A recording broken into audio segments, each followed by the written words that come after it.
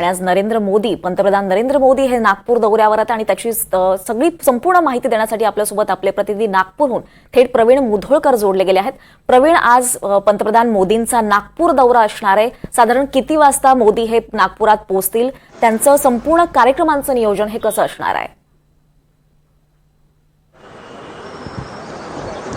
8:30 वाजता पंतप्रधान नरेंद्र मोदी हे नागपूरच्या डॉक्टर बाबासाहेब आंबेडकर आंतरराष्ट्रीय विमानतळावर दाखल होतील आणि मी आता ज्या ठिकाणी उभा आहे हे स्मृती मंदिर परिसर आहे। इथून 50 मीटर आतमध्ये स्मृती मंदिर परिसर आहे आणि राष्ट्रीय स्वयंसेवक संघाचे संस्थापक केशव बैराम हेडगेवार यांचे या ठिकाणी समाधीस्थळ स्मृती मंदिर आहे। इथे 8:45 वाजताच्या दरम्यान पंतप्रधान नरेंद्र मोदी पोहोचतील। या ठिकाणी सुरक्षा व्यवस्था चोख ठेवण्यात आलेली आहे आणि यानंतर इथं आल्यानंतर दीक्षाभूमी इथे जवळपास 20 मिनिटं पंतप्रधान थांबतील आणि 20 मिनिटाच्या कार्यक्रमामध्ये चर्चा जे आहे त्या इथे संघाचे जुने कार्यकर्ते, जुने स्वयंसेवक, पदाधिकारी जे आहेत ते पंतप्रधान मोदी यांच्याशी भेटणार आहे। पंतप्रधान मोदी हे सुद्धा स्वयंसेवक आहे आणि आता या ठिकाणी जवळपास 13-14 वर्षानंतर पंतप्रधान नरेंद्र मोदी हे स्मृती मंदिर परिसर येणार आहे।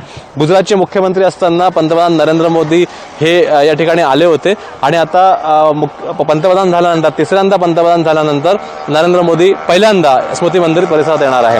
त्यामुळे हा झाला इथचा कार्यक्रम। यानंतर हा कार्यक्रम झाल्यानंतर जवळपास 9:15च्या दरम्यान दीक्षाभूमी परिसरामध्ये पंतप्रधान जातील आणि तिथे डॉक्टर बाबासाहेब आंबेडकरांच्या विचारांचा वारसा जो आहे तो जाणून घेण्याचा प्रयत्न पंतप्रधान नरेंद्र मोदी जातील तिकडे आणि करतील।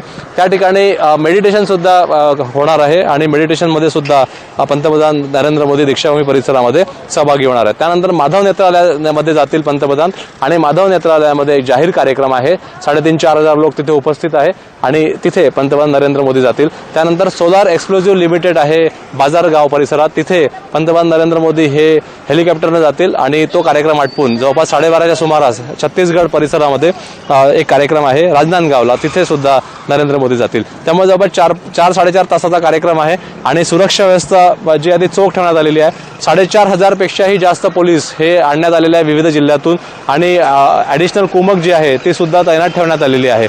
आता हा जो परिसर आहे ज्या भागातून पंतप्रधान जाणार आहे जवळपास 40 किलोमीटरचा हा भाग आहे आणि या 40 किलोमीटर परिसरामध्ये जे चौक आहे त्या चौकामध्ये बोर्ड्स लावण्यात आलेले आहे। बोर्ड्स लावून हार्दिक स्वागत मोदीजींचं असं काही बोर्डमध्ये लिहिण्यात आलेलं आहे आणि पूर्वी या 40 चौकांमध्ये विविध ठिकाणी भारतीय जनता पक्ष आणि इतर संघटनांच्या वतीनं पंतप्रधान मोदींचं स्वागत करण्यासाठी या ठिकाणी व्यवस्था करण्यात आली होती, पण आता या परिसरामध्ये व्यवस्था जी आहे ती कमी करण्यात आली आहे। एक कॉन्वॉय येतोय, आता पाहू शकतो आपण राष्ट्रीय स्वयंसेवक संघाचे या ठिकाणी कोण येत आहे जाणून घेऊया आपण। सरसंघचालक येत आहेत आणि या ठिकाणी कॉन्वॉय जो पाहू शकतो आपण राष्ट्रीय स्वयंसेवक संघाचे मोहन भागवत येत आहेत आणि कॉन्वॉय आपण पाहू शकतो सरसंघचालक मोहन भागवत या ठिकाणी दाखल होत आहेत आणि सरसंघचालकांना सुरक्षा व्यवस्था जी आहे ती चोख आहे।